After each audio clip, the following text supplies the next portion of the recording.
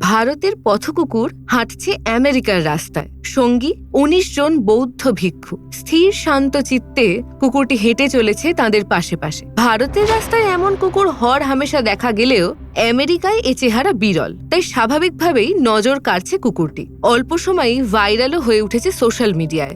বৌদ্ধ ভিক্ষুরা তার নাম রেখেছেন আলোকা। সূত্র জানাচ্ছে, আলোকার জীবন কাহিনী রূপকথার মতো।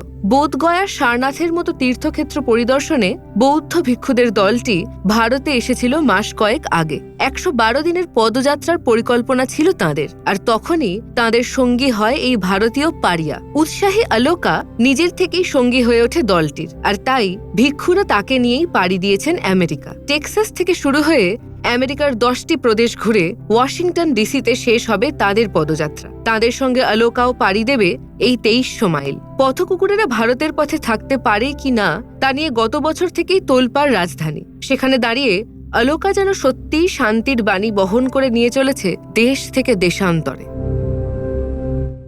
ফলো করুন সংবাদ প্রতিদিন ডিজিটাল।